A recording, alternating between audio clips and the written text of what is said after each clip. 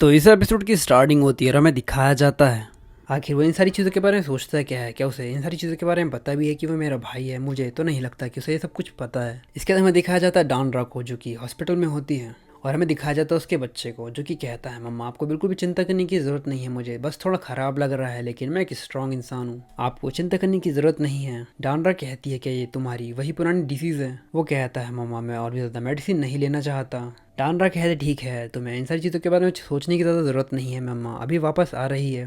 वो अपने सर को हिलाते हुए कहता मम्मा आपको यहाँ पर आने की ज़रूरत नहीं है, मैं खुद की मदद नहीं कर पाता, मैं आपको काट लूँगा, मैं यहाँ पर अकेले ही रहना चाहता हूँ। जैसे ही वो ये बात कहता है वो फ़ोन को काट देता है। ये देखकर जैसे ही वो ये बात कहता है वो फ़ोन काट देता है।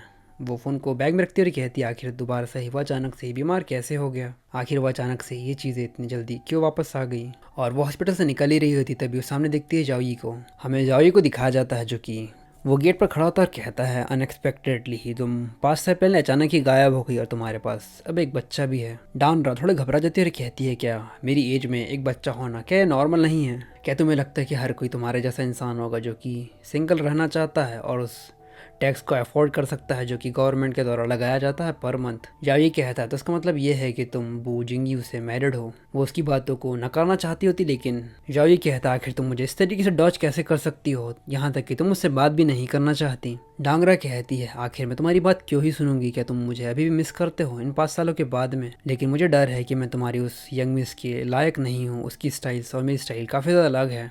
जावी कहता है डानरा तुम कुछ ज़्यादा ही कॉन्फिडेंट हो। डानरा वहाँ से आगे बढ़ते हुए कहती है आखिर इस चीज़ से मतलब ही क्या है तुम्हारा, मैं शादीशुदा हूँ या फिर नहीं, इससे तुम्हारा कोई भी लेना देना नहीं है। वो जैसे ये कहकर वहाँ से जा रही होती है उसका हाथ पकड़ लेता और कहता है तुमने मुझसे ब्रेकअप कर लिया ताकि तुम बूझूंगी उसे शादी कर लो। जैसे ही उसकी बात सुनती है वो कहती है आखिर तुम्हारा इस चीज़ से मतलब क्या है और तुम्हारा इन सारी चीज़ों से क्या लेना देना है? और अगर तुम्हें उस बेड नंबर 19 के पेशेंट की कंडीशन के बारे में पता है तो तुम जाकर इम्पाला के एक्सपर्ट को इन सारी चीज़ों के बारे में क्यों नहीं बताते? उन्हें इन सारी चीज़ों को लेकर ज्ञान मुझसे ज़्यादा बेहतर है। जावी कहता है मैं तुमसे कुछ पूछना चाहता हूँ। डांगरन कहती है तो आखिर तुम किस बारे में बात कर रहे हो, जल्दी करो मुझे यहाँ से जाना है। जावी कहता है मैं उस पेन किलर को लेना चाहता हूँ।